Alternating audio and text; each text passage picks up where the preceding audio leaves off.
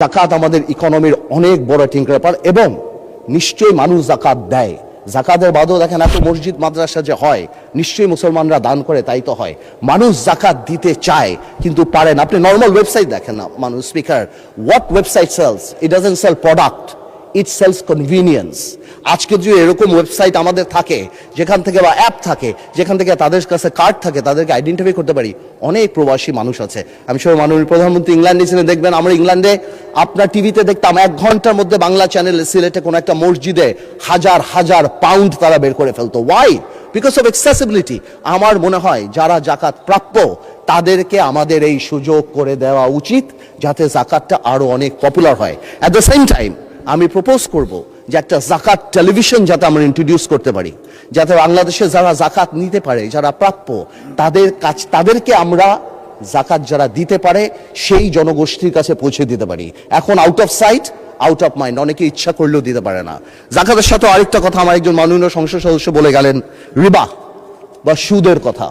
এটাও আমাদের একজন বলে গিয়েছিলেন, আমাদের মাননীয় সংসদ সদস্য জামাতে ইসলামের, উনিও বলে গিয়েছিলেন। আমি কারেক্টলি বলি, আমি জানি এই কথা বললে হয়তো আমাকে অনেকে প্রোগ্রেসিভ মনে করবে না, ইটস ট্রু, এটা হতেই পারে। বিকজ আমরা এমনভাবে কনভেনশনাল ব্যাংকিং বা শাইলক সিস্টেমে আমরা যেভাবে ঢুকে গিয়েছি, এটা আমরা রাতারাতি পরিবর্তন করতে পারবো না। কিন্তু এটা সত্যি কথা যে পৃথিবীতে এখন Islamic banking is the trend.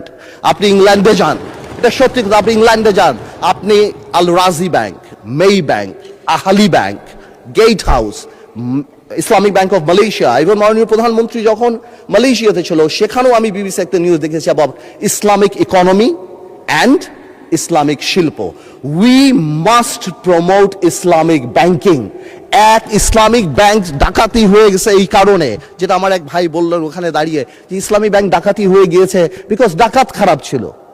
That's it. But Islamic banking is the biggest solution.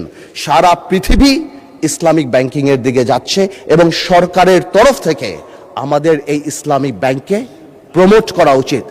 কেন? বিকজ আমরা ডিভাইন ব্লেসিং এ বিশ্বাস করি।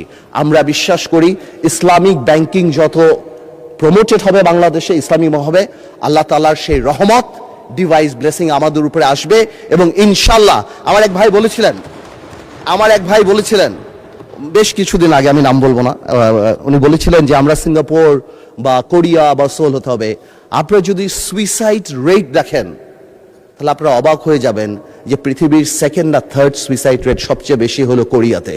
সো আমরা ডেভেলপমেন্টের সাথে শান্তি চাই, আমরা ডেভেলপমেন্টের সাথে ডিভাইন ব্লেসিং চাই, আমরা ডিভাইনের সাথে আল্লাহ তাআলার রহমত চাই, যাতে আমরা শান্তিতে থাকতে পারি বাংলাদেশে।